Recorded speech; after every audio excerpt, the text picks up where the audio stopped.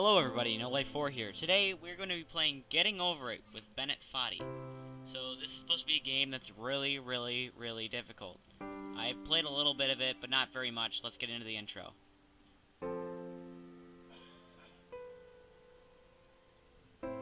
And that's it. It starts.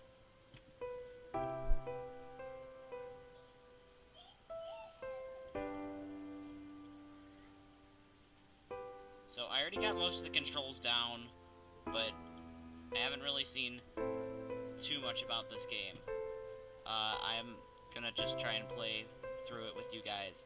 I know I don't do very many gaming videos anymore since I'm just make games, but I thought this would be an interesting change for once in a while. There's no feeling more intense than starting over. If you deleted your homework the day before it was due, as I have, or if you left your wallet at home and you have to go back after spending an hour in the commute. If you won some money at the casino and then put all your winnings on red but it came up black. If you got your best shirt dry cleaned before a wedding and then immediately dropped food on it. If you won an argument with a friend and then later discovered that they just returned to their original view. Starting over is harder than starting up. If you're not ready for that, like if you've already had a bad day, then what you're about to go through might be too much. Feel free to go away and come back. I'll be here. Alright, thanks for coming with me on this trip. I'll understand if you have to take a break at any point. Just find a safe place to stop and quit the game. Don't worry, I'll save your progress, always, even your mistakes. This game is a homage to a free game that came out in 2002, titled Sexy Hiking. The author of that game was Jazuo, a mysterious Czech designer who was known at the time as the father of B games. And B games are rough assemblages of found objects. Designers slap them together very quickly and freely, and they're often too rough and unfriendly to gain much of a following. They're built more for the joy of building them than as polished products. Alright, so... In a certain way, Sexy Hiking is the perfect embodiment of a B game. It's built almost entirely out of found and recycled parts, and it's one of the most unusual and unfriendly games of its time. In it, your task is simply to drag yourself up a mountain with a hammer.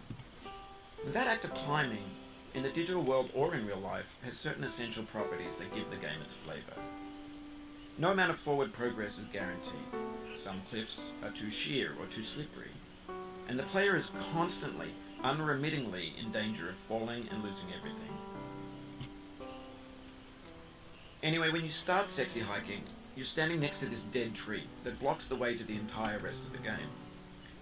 It might take you an hour to get over that tree, and a lot of people never got past it. You prod and you poke at it, exploring the limits of your reach and your strength, trying to find a way up and over. And there's a sense of truth in that lack of compromise. Most obstacles in video game worlds are fake. You can be completely confident in your ability to get through them, once you have the correct method, or the correct equipment, or just by spending enough time. In that sense, every pixelated obstacle in Sexy Hiking is real.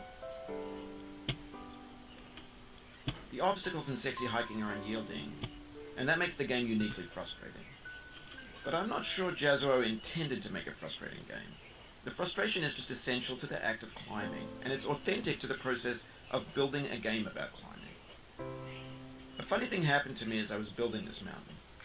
I'd have an idea for a new obstacle, and I'd build it, test it, and it would usually turn out to be unreasonably hard. But I couldn't bring myself to make it easier. It already felt like my inability to get past the new obstacle was my fault, as a player rather than as a builder. Imaginary mountains build themselves from our efforts to climb them, and it's our repeated attempts to reach the summit that turns those mountains into something real. When you're building a video game world, you're building with ideas, and that can be like working with quickset cement. You mold your ideas into a certain shape that can be played with, and in the process of playing with them, they begin to harden and set until they're immutable, like rock. And at that point, you can't change the world.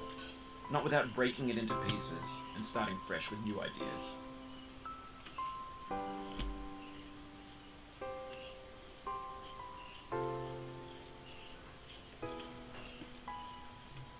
Come on, I was so close! I'm just glad I can talk again. So that was pretty long, narration there, which I think there's gonna be a lot of narration in this game. Crap.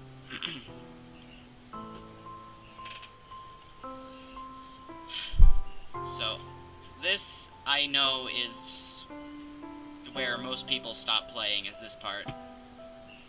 I watched or parts of a video with the actual creator of the game talking about it.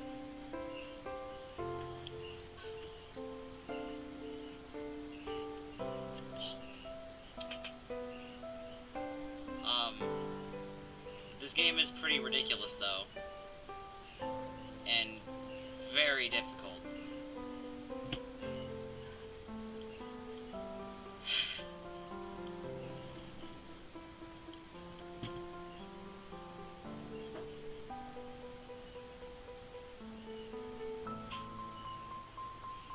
I'm sorry, guys, I'm just really trying to concentrate right now.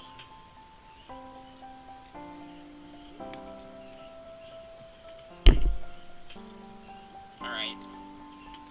So, finally made it through there, which is where most people stop. So, that's usually a good sign. Oh, that was a close one.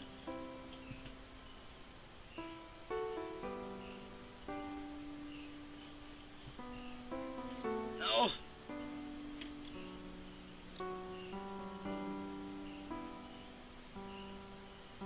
Alright, I need to gently get myself up here so I don't either fall back through the trench or fall all the way back down to the beginning of the map.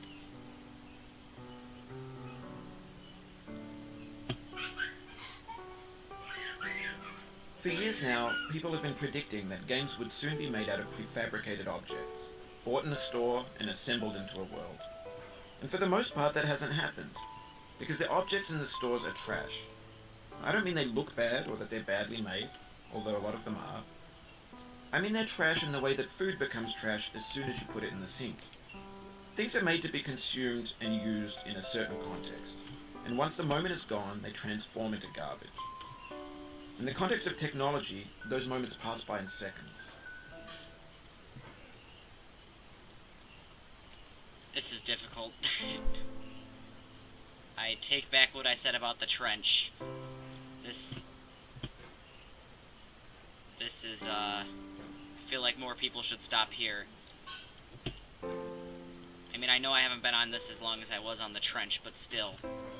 This is somewhat ridiculous. Ah! I still haven't fallen all the way back down, though, yet. So that's a good thing.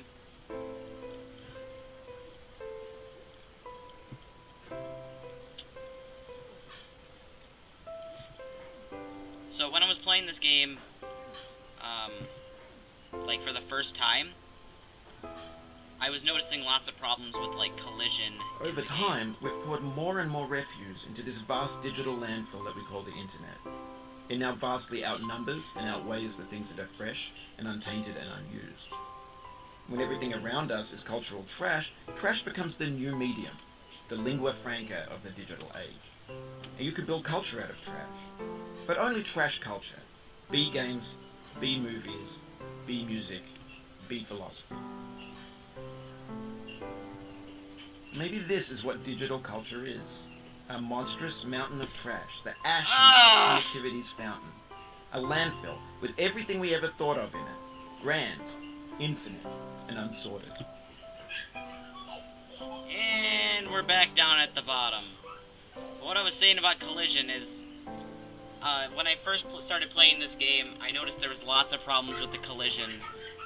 Like, I was playing it on my phone first, and I realized that once my phone started to heat up, my hammer would kind of just, like, hit. That's what I was... a lot of progress. That's a deep frustration, a real punch in the gut. Well, I'm all the way back at the beginning, so that's something. And I feel like I can never finish saying what I am saying because of this narrator or just problems happening.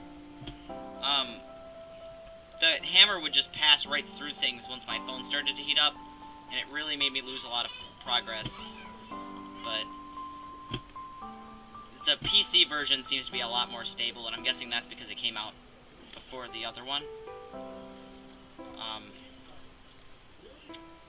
I do feel like I'm pretty good at this game for playing it for the first time, because I've seen other people play it, and, like, just the beginning. I don't want to spoil the game for myself, but by seeing the beginning of their playthrough, they seem to be a lot worse than how I am, even though I'm not very good at this. So I don't know if I'm good or they're bad, but it's one of the two.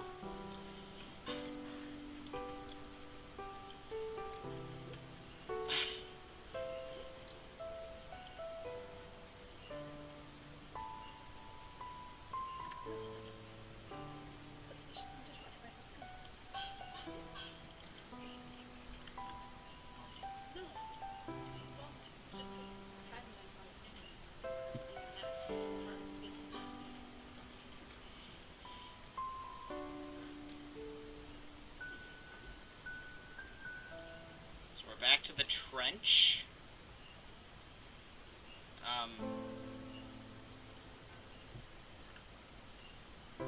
Yeah.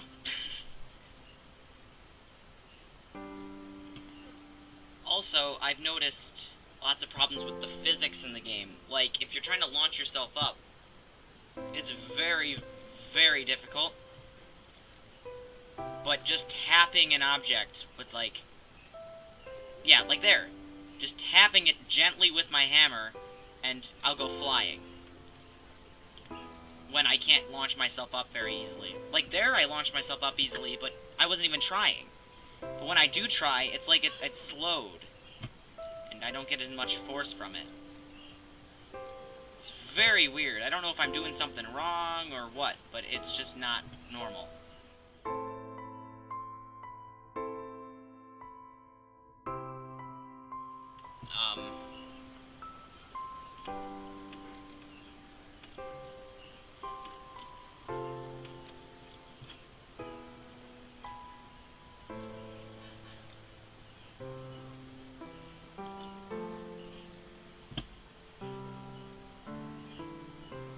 You've done this part before. You know it's possible.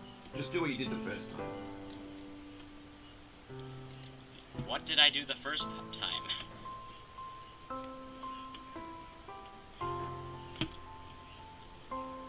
Alright, once I get up this trench, I'm gonna end this one pretty early.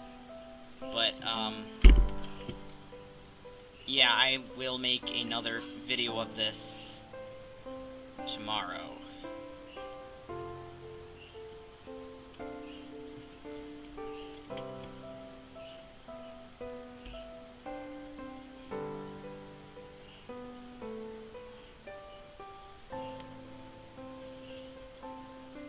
Alright, so I'm going to end this one here, but I will get back at it as soon as I possibly can. Thanks for watching, and goodbye.